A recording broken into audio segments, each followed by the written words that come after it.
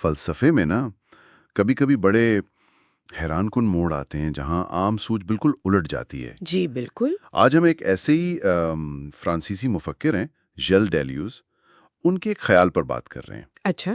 ان کا کہنا ہے کہ انسانی حماقت یعنی بیتیز ہم یہ صرف کوئی عقل کی کمی نہیں ہے، ہم بلکہ یہ حیران کن طور پر ہماری آزادی اور ہماری انفرادیت جسے انڈیویجویشن کہتے ہیں اس سے جڑی ہوئی ہے۔ ہاں، یہ واقعی ایک چونکا دینے والی بات ہے، اور اس کو سمجھنے کے لیے نا ہمیں پیچھے جانا پڑتا ہے جرمن فلسفر شلنگ تک۔ شلنگ؟ ہاں اچھا، جی، خاص طور پر ان کے جو تصورات ہیں بنیاد یعنی گرونڈ، کون؟ اور ایک ہے بے بنیاد بنیاد ان گرونڈ۔ ڈیلیوز کے کام میں ان کا بہت ذکر ملتا ہے۔ صحیح۔ تو جو سورس ہمارے پاس ہے وہ بھی اسی تعلق کی طرف اشارہ کر رہا ہے۔ جی اس میں لکھا ہے کہ ڈیلیوز کے نزدیک حماقت اس لیے ممکن ہوتی ہے کیونکہ سوچ اور انفرادیت کے درمیان ایک تعلق ہے۔ یعنی یہ نہیں کہ بس ذہانت نہیں ہے۔ بالکل، یہ ذہانت کی غیر موجودگی نہیں ہے۔ تو پھر یہ شیلنگ کی بے بنیاد یہ ان گراؤنڈ کیا چیز ہے؟ یہ کیسے مدد کرتی ہے اس تعلق کو سمجھنے میں؟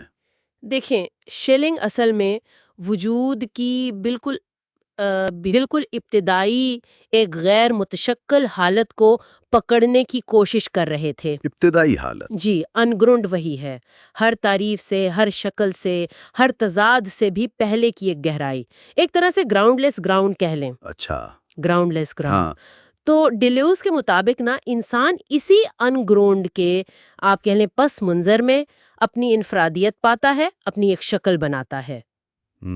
اور چونکہ وہ اس بے بنیاد سے پوری طرح جڑا ہوا نہیں ہے، اس سے ایک فاصلہ رکھتا ہے، اسی وجہ سے وہ آزاد ہے۔ اچھا، تو آزادی کا مطلب صرف یہ نہیں کہ ہم کیا چنتے ہیں، بلکہ وجود کی اس بے شکل گہرائی سے ہمارا ایک خاص رشتہ ہے۔ یہ تو آزادی کی بالکل الگ تصویر ہے۔ بالکل۔ سورس میں ڈیلیوز کا ایک قول بھی ہے، بڑا دلچسپ ہے۔ وہ کہتے ہیں کہ اس بنیاد یا گراؤنڈ کو پلٹنا سب سے خطرناک مشغلہ ہے، لیکن کند ذہن لمحوں میں سب سے زیادہ پرکشش بھی۔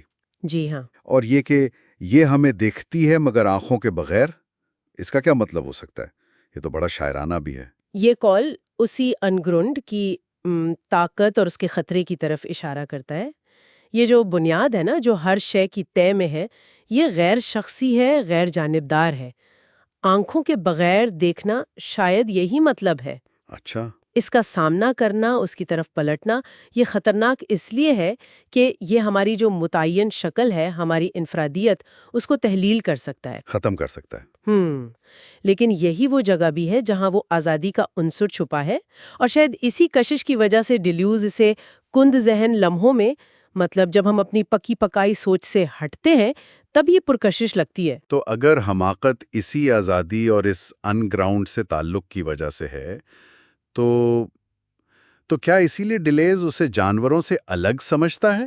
سورس میں ذکر ہے کہ وہ کہتا ہے حماقت حیوانیت نہیں ہے۔ بالکل بالکل، ڈیلیوز کا نقطہ نظر یہی لگتا ہے کہ جانور جو ہیں وہ اپنی متعین فطری شکلوں میں، جنہیں وہ ایکسپلیسٹ فارمز کہتا ہے، زیادہ سختی سے بندھے ہوئے ہیں۔ اچھا۔ ان میں انسان جیسی وہ آزادی نہیں ہے کہ وہ اس بے بنیاد کا سامنا کرے یا اس سے اس طرح کھیلے جیسے انسان کھیل سکتا ہے یا کھیلتا ہے۔ مطلب وہ اس خطرے سے ایک طرح سے محفوظ ہیں؟ ہاں، کہہ سکتے ہیں وہ ایک لحاظ سے اس خطرناک بنیاد کے جو اثرات ہیں ان سے محفوظ ہیں۔ ان کی جو غلطیاں یا محدودیتیں، وہ حیوانیت ہے، وہ بیتیس نہیں ہے۔ یہاں سورس میں ایک چھوٹی سی تنقید بھی لکھی ہے کہ ڈیلیز کا یہ کہنا ایک لحاظ سے ان اے سینس یہ تھوڑا واضح نہیں ہے۔ جی، وہ ابہام کی گنجائش تو رہتی ہے، لیکن اگر ہم مجموعی خیال کو دیکھیں تو بات تو سمجھ آتی ہے۔ بسٹیوپیڈیٹی یعنی یہ والی حماقت، یہ آزادی سے اور وجود کی اس گہرائی سے جڑی ہے جو شاید صرف انسان کا ہی خاصہ ہے۔ یقیناً۔ تو اس ساری بات چیت کا آپ کہہ لیں نچوڑ یہ نکلتا ہے کہ ڈیلیوز اور شیلنگ کی روشنی میں اگر دیکھیں نا، تو حماقت کوئی معمولی یا بس اوپر کی چیز نہیں ہے۔ صحیح۔ یہ محض کوئی غلطی یا لا علمی یا کم عقلی نہیں ہے، بلکہ یہ انسان کی آزادی اور وجود کی اس بنیادی بے بنیاد سے اس کے تعلق کا ایک ممکنہ، اگرچہ خطرناک ہی صحیح، اظہار ہے۔ اور شاید اسی لیے ڈیلیوز اسے حاکمیت یعنی ساورنٹی، ظلم اور بیماری جیسے دوسرے زیادہ پیچیدہ انسانی تجربات سے بھی جوڑ دیتا ہے۔ یعنی جسے ہم اکثر صرف بے وقوفی کہہ کر ایک طرف کر دیتے ہیں، وہ دراصل ہماری آزادی کی قیمت بھی ہو سکتی ہے، یا اس کا ایک تاریخ پہلو۔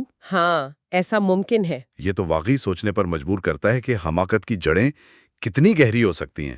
اور یہیں سے پھر وہ ایک اہم سوال بھی ذہن میں آتا ہے جس پر شاید غور کیا جا سکتا ہے جی، کہ اگر حماقت کا آزادی سے اتنا گہرا اور شاید ناگزیر تعلق ہے، تو کیا پھر حقیقی بامانی سوچ کے لیے اور اپنی آزادی کو پوری طرح سمجھنے اور استعمال کرنے کے لیے وجود کی اس خطرناک بنیاد کا سامنا کرنا ضروری ہے؟ اچھا سوال ہے۔ کیا اس گہرائی میں اترے بغیر کیا ہم واقعی آزاد یا صاحب فکر کہلا بھی سکتے ہیں؟